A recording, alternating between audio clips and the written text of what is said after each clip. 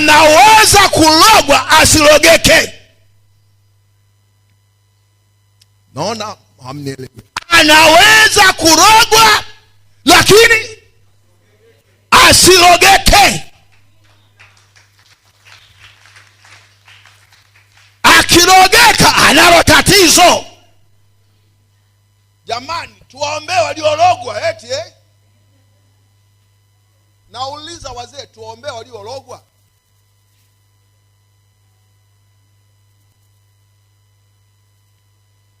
Siwasikii. Tuwaombee waliologwa. Yaani mtaniaibisha. Lakini kwa kuwa kanisa linaongezeka, wapo waamini wachanga, huduma ya kinabii kwa kwao, lakini ni wachanga. Ni wachanga. Mtu aliyeokoka na kujaza Roho ananena kwa lugha, anaweza kulogwa lakini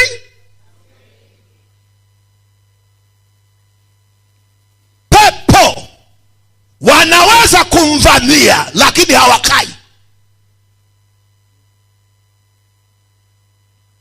Ila kipoa wanakaa. Sawa na ugali wa moto, inzi akija anatua juu yake. Ila kipoa anakaa, anafanya sarakasi. Wazee, nisije nikasikia mnaombea watu waliorogwa hapa, mtanieleza. Ni marufuku.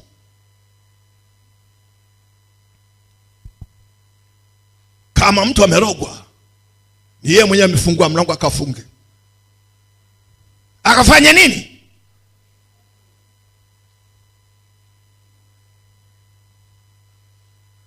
Kwa nini Sara alimwambia Ibrahimu, huyu mjakazi ajidi aondoke? Ibrahimu aligoma, alikasirika. Mungu akasema, msikilize Sara, fanya kama alivyosema. Kwa nini?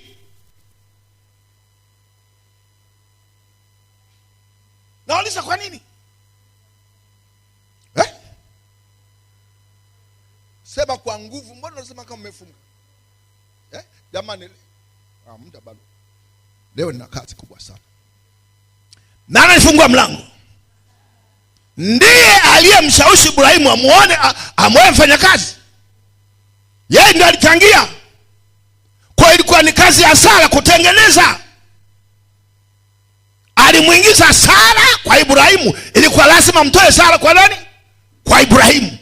Kwa hiyo na ukivamiwa na pepo umeliingiza mwenyewe. Kazi ya kulitoa ni kazi yako.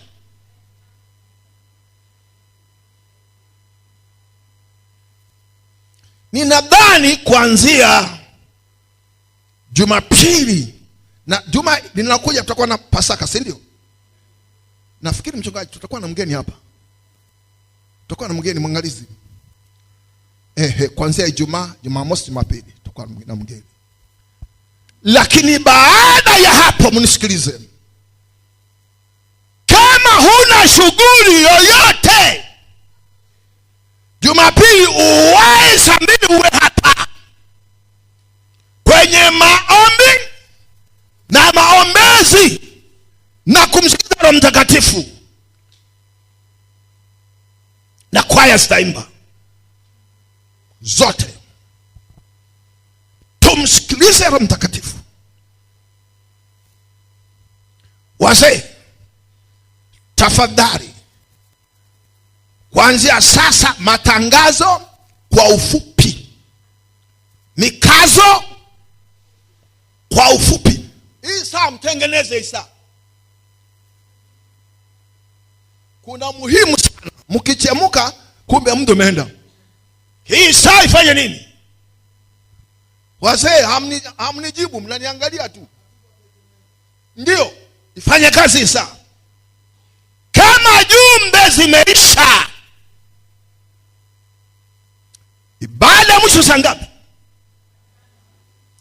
Mnanisikia? Mwisho saa ngapi?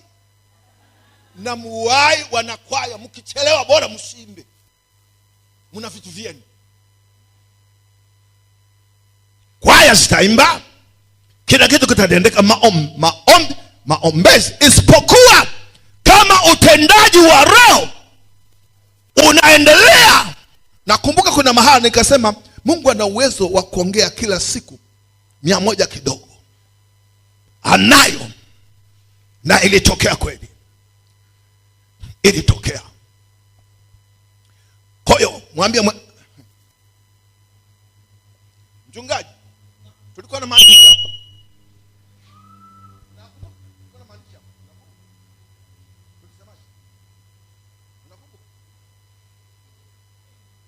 Mzee kiongozi, mkumbushe mchungaji. Tuliandika nini hapa?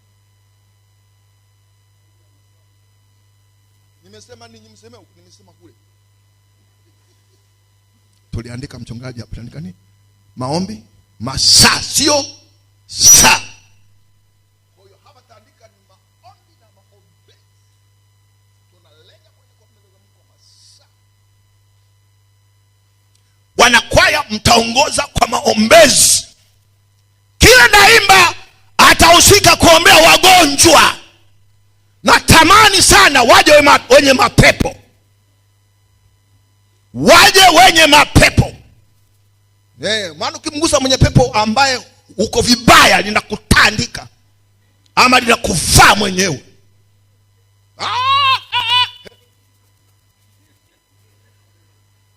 Kwa hiyo mtakuwa watakatifu. Haleluya. Mtakuwa. Narudia tena alafu nikisema mje kwenye semina Jumanne hamji. Yani wajabu sana. Hamji. Sasa hapa na leo natoa semina. Kwa hiyo ni vizuri sana kama wewe ni nabii umejaribu kupata jumbe kwa wingi, ziandike. Utatoa chache Jumapili, utamalizia siku za katikati, ili kutoa nafasi kwa wengine. Mnanisikia vizuri? Kutoa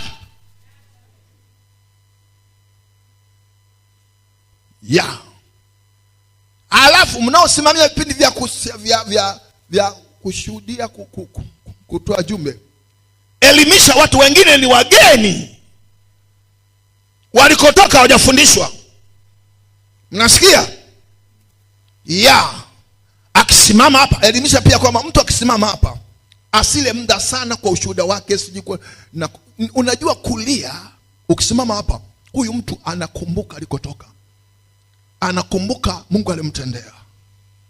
Kwa hiyo ndana sia nini? Kugua na kulia. Sasa nataka niwape andiko hili. Fungua Wakorinto. Mwambie jirani yako kuna somo lenyewe sio hivi, ni utangulizi. Fungua Wakorinto wa kwanza. Wakorinto wa kwanza sura ile ya 14.